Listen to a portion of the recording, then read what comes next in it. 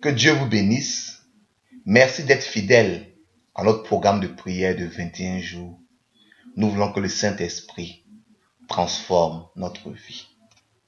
Nous sommes aujourd'hui le mardi 8 novembre et notre thème de ce jour c'est Saint-Esprit, aide-moi à grandir dans la parole de Dieu. Notre texte, c'est Jean chapitre 14, le verset 26.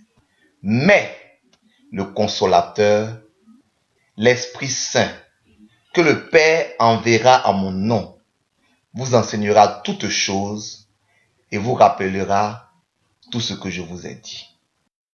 Bien-aimés, la parole de Dieu peut nous sembler quelquefois difficile, voire même incompréhensible. C'est parce que la Bible n'est pas un livre comme les autres. C'est le message que Dieu veut transmettre à son peuple. Et chaque fois que quelqu'un vous transmet un message, vous avez besoin de comprendre le langage de cette personne, de sorte à saisir le message. Donc nous avons besoin de décoder la parole de Dieu. Sans le code, sans le langage de Dieu, quelquefois la Bible, c'est comme un journal, comme un livre d'aventure, ou même comme quelque chose de totalement mystérieux. C'est pour ça que Dieu nous a donné un enseignant, quelqu'un pour nous conduire, pour nous montrer le langage de Dieu, pour nous aider à comprendre la parole de Dieu.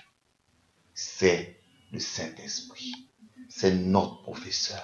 Quand nous nous laissons guider par l'Esprit de Dieu, il nous éclaire sur la parole de Dieu. Et les choses que nous ne comprenons pas s'éclaircissent.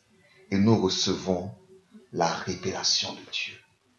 Aujourd'hui, nous allons demander au Saint-Esprit de nous aider à lire, à comprendre et à recevoir le message de Dieu pour nos vies.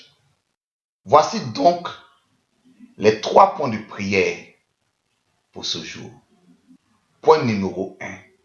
Saint-Esprit, donne-moi la force de lire la parole de Dieu.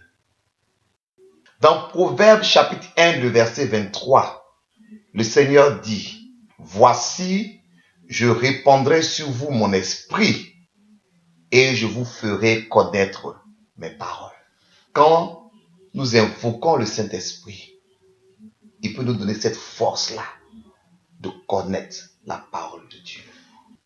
Notre deuxième point de prière, c'est « Saint-Esprit, aide-moi à comprendre et à recevoir le message de Dieu. » 1 Corinthiens 2,10 nous dit clairement que Dieu nous révèle ses mystères par l'Esprit de Dieu.